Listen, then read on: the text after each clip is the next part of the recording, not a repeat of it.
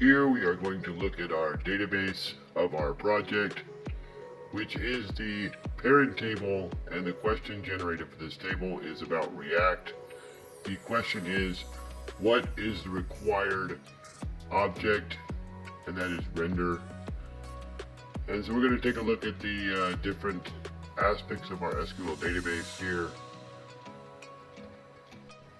Here we're revealing the question for number 11 and the answers for number 11. Of course, the correct answer is marked with number 1. Those are all the responses to all questions in our example. Once again, we will verify our answers for number 11 with a simple select query. And yes, you can see our responses are being returned correctly. Of course, number 1 is the correct answer, render.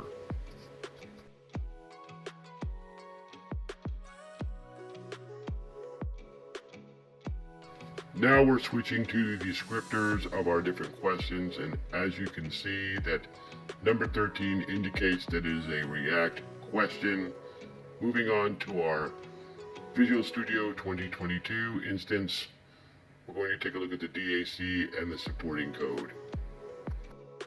Just a very simple data access component.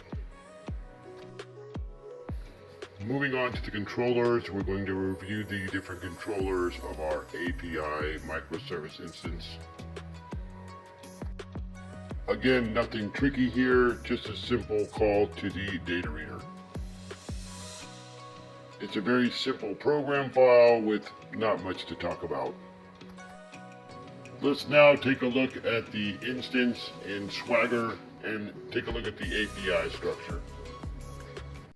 Here we have the beginnings of our microservice library in Swagger, just taking a look at the different responses and making sure that we get good returns.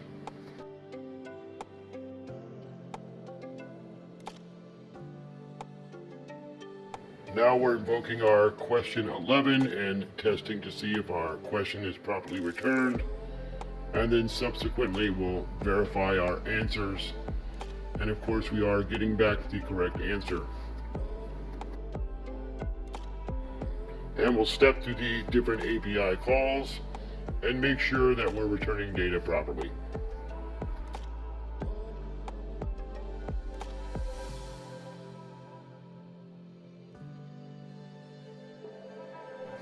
It seems that our question 11 is being returned properly, and now we're going to check each one of the endpoints to make sure they're successful. Of course, there are a list of questions, and we're going to check the identity response that we would return to an application.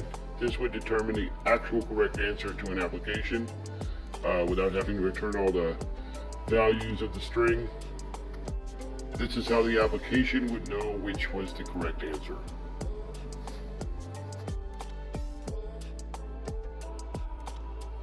As we further check our endpoints to validate we're getting positive returns, it seems that everything is working out exactly as expected, and our API using a data access component is working as expected.